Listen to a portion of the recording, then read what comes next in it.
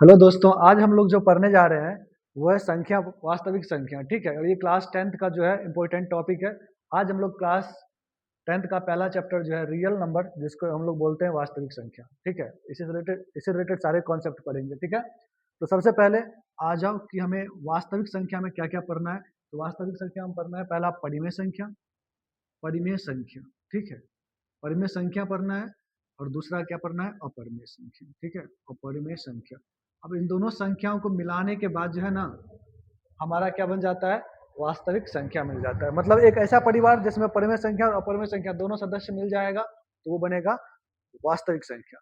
तो सबसे पहले मैं थोड़ा सा संक्षेप में आपको परिमेय संख्या बता देता हूँ, परिमेय संख्या क्या होता है।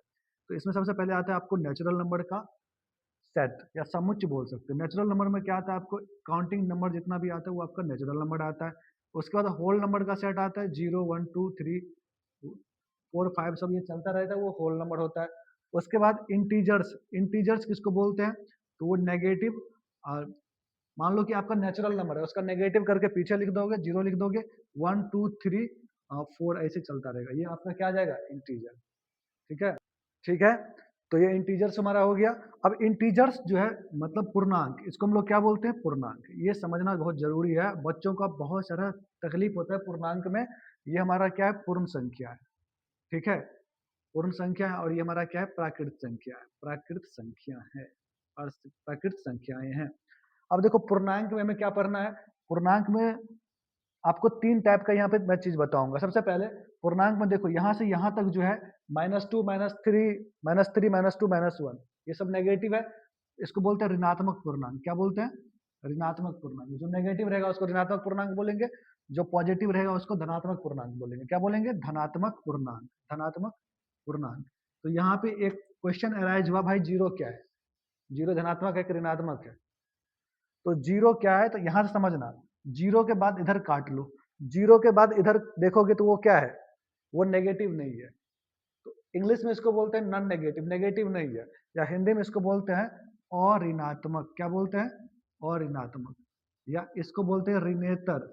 ऋणेतर पूर्णांक। क्या बोलते हैं? ऋणेतर पूर्णांक। मैं ऐसे आप लोग को ये पता है, फिर भी मैं रिवीजन करवाने के पर्पज से बता रहा हूँ, इसलिए लिखना जरूरी नहीं है। ठीक है, खाली समझते जाना। ये और ऋणात्मक है। फिर जीरो से लेके इधर काट लो, तो ये देखो ये धनात्मक है, तो ये क्या है? इधर वाला धनात्मक नहीं है, तो इसको बोलेंगे अ अधनात्मक। क्या बोलेंगे? अधनात्मक पूर्णांक। ठीक है, तो ये हमारा पूर्णांक के बारे में मैंने क्या पढ़ा, इधर का नेगेटिव इधर का पॉजिटिव। जीरो क्या है? तो जीरो इधर लेके चलेंगे, जीरो हो जाएगा हमारा और ऋणात्मक, इधर का हो जाएगा अधनात्मक। ठीक है। अब अब जैसे आप बहुपद चैप्टर पढ़ोगे ना, तो बहुपद में जो एक्स का पावर होना चाहिए था, वो होता है हमारा क्या? 0 1 2 3 4 हो सकता है। तो 0 1 2 3 4 यहाँ पर देखो, तो ये हम पूर्ण संख्या को यहाँ से यहाँ तक, यहाँ के बाद हम पूर्ण संख्या बोल सकते हैं। इसका मतलब पूर्ण संख्या को और ऋणात्मक या ऋणोत्तर पूर्णांक भी बहुत जगह लिखा रहेगा। ठीक है, चलो ये आपको समझ में आ गया। अब हर एक नंबर के नीचे अब कहेगा परिमेय संख्या क्या होता है। तो परिमेय संख्या के बारे में समझो। परिमेय संख्या होता है जो पी वाई क्यू के रूप में रहे और क्यू जीरो ना हो। ये कॉन्सेप्ट बहुत इंपॉर्टेंट है, परिमेय संख्या के बारे में समझो। परिमेय संख्या क्या होता है? जो पी वाई क्यू के रूप में रहे और क्यू जीरो ना हो, और साथ ही साथ पी और क्यू का एचसीएफ कितना आना चाहिए? मतलब पी और क्यू का मौसा कितना आना चाहिए? एक आना चाहिए। इसका मतलब ये होता है ये सअभाज्य संख्या होना चाहिए। क्या होना चाहिए? सअभाज्य संख्या होना चाहिए। मतलब पी और क्यू हमारा क्या है? सअभाज्य संख्या। आप कहोगे सअभाज्य संख्या क्या होता है? तो जैसे आप बताओ 3 और 4, 3 और 4 का आप एचसीएफ निकालोगे, तो 3 और 4 का एचसीएफ कितना आएगा? 1 आएगा। अब यहाँ पे देखो 4 और 6 का एचसीएफ निकालोगे, तो इसका एचसीएफ कितना आ जाएगा? 2। क्योंकि 2 से दोनों कट रहा है, तो इसका एचसीएफ कितना आ जाएगा? 2 आ जाएगा। लेकिन इन दोनों में बताओ कोई ऐसा नंबर है जो दोनों से कट जाए 1 के अलावा? नहीं। इसका मतलब दोनों का एचसीएफ कितना आ गया? 1।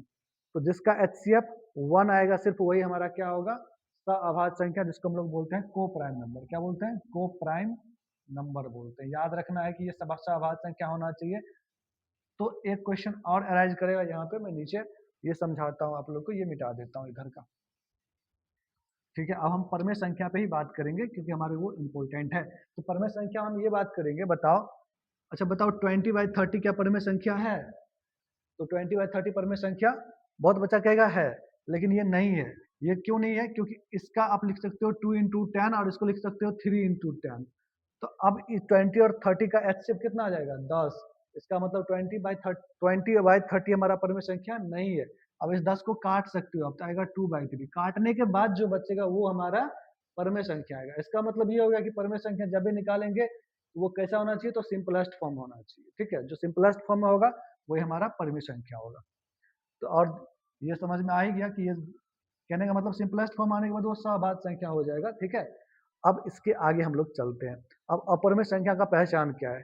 तो अपरमेय संख्या का सबसे पहले देखो, ध्यान समझो, जो पाई होता है पहला, अपरमेय संख्या के बारे में समझो। पाई का मान 22/7 होता नहीं है, 22/7 हम लोग मान लेते हैं। पाई का मान हम लोग 22/7 मानते हैं, होता नहीं है। समझ में आया? अब तुमको पूछेगा क्या 22/7 परमेय संख्या है, तो 22/7 तो परमेय संख्या है, लेकिन पाई एक अपरमेय संख्या है, क्योंकि पाई का मान हम लोग मान लेते हैं कि 22/7 है, ऐसा होता नहीं, एग्जैक्ट है नहीं। ठीक है, तो पाई का वैल्यू कितना होता है? तो लगभग में, ये लगभग में, ये लगभग में, लगभग और लगभग में पाई का मान लगभग में क्या होता है कि 22/7 होता है, एग्जैक्ट नहीं होता है। समझ में आ गया? अब हम बात करते हैं, पाई हमारा क्या हो गया? अपरमेय संख्या हो गया। उसके बाद दूसरा अपरमेय संख्या कैसा होगा? तो दूसरा होना चाहिए नॉन टर्मिनेटिंग नॉन रिपीटिंग। मतलब कहने का मतलब वो शांत भी नहीं होगा और वो पुनरावृत्ति भी नहीं करेगा, मतलब रिपीट भी नहीं करेगा। देखो, बेस्ट मैथ आपको यूट्यूब पर मेरा वाला मिलेगा, इतना कॉन्सेप्ट कहीं क्लियर भी नहीं कराएगा। देखो, जैसे अब 2.34 है, अब 3 4 है, 3 4 है, 3 4 है, ऐसे चल रहा है। तो 3 4 का क्या हो रहा है बताओ? 3 4 का रिपीटेशन हो रहा है, और जब 3 4 का रिपीटेशन होगा तो ये परमेय संख्या होगा। समझ में आया? अगर रिपीटेशन ढंग से हो रहा है और ये खत्म नहीं होगा तो ये परमेय संख्या होगा।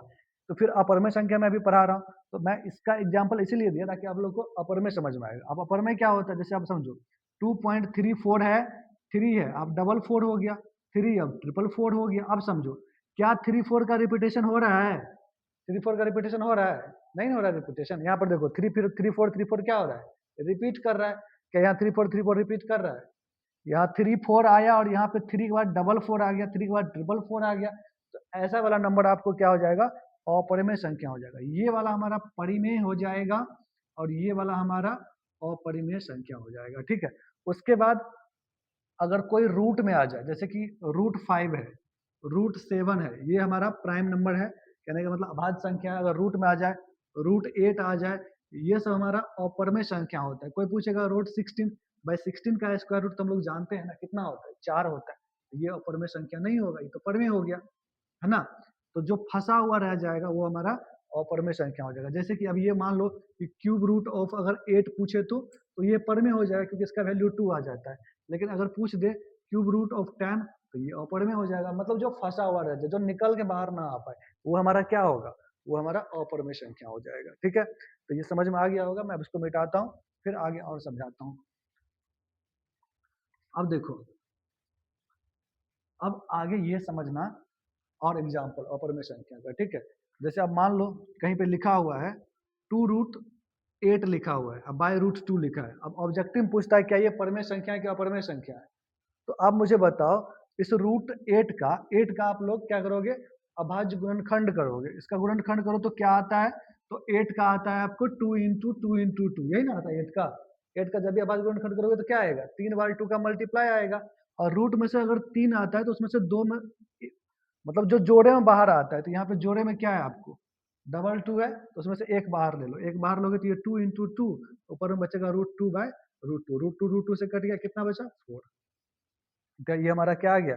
ये हमारा परमेय संख्या हो गया। ऐसा ऑब्जेक्टिव में आता है कि चेक करो कि कौन सा परमेय है, का परमेय है। उसके बाद समझ लो, जैसे कि अब 2 क्या है? परिमेय है, और √3 क्या है? अपरमेय है। अब 2 + √3, मतलब अगर एक परमेय को एक अपरमेय में जोड़ दोगे तो हमेशा क्या आता है? अपरिमेय ही आता है। क्यों? क्योंकि एक अच्छे नंबर को एक बुरे नंबर में मिला दोगे तो बुरा ही बनेगा। एक अच्छा आदमी को बुरा आदमी के साथ रखो तो अच्छा तो बनाएगा नहीं उसको, क्या बना देगा? उसको बुरा ही बना देगा। ऐसा सोचना है। अब कभी कभी हो सकता है कि अच्छा बन जाए, अलग बात है, लेकिन अच्छा नंबर अब बुरा नंबर हमेशा बुरा आएगा। अच्छा में से बुरा को घटाएंगे तब भी बुरा ही होगा, अपर में ही होगा, है ना? उसके बाद अगर एक परमेय और एक अपरमेय को मल्टीप्लाई करेंगे तब भी अपरमेय ही बनेगा। ठीक है, लेकिन कभी ये भी हो सकता है कि एक अपरमेय को एक परमेय से गुना करेंगे तो परमेय आ जाए। जैसे अब यहाँ पे परमेय क्या है? 0 है, पर में क्या है √3 गुना करेंगे तो क्या आ गया 0 आ गया। ठीक है, तो है बच्चों, तुम लोग से बस यही उम्मीद है कि तुम हमारे चैनल को अगर देख रहे हो, यूट्यूब पे देख रहे हो हमें, कम से कम एक बार सब्सक्राइब जरूर करना और कमेंट में अपने डाउट्स जरूर बताना। ताकि लाइक करो ना करो लेकिन कमेंट जरूर करना कि सर ये डाउट है वो डाउट है, और सब्सक्राइब जरूर करना। ठीक है।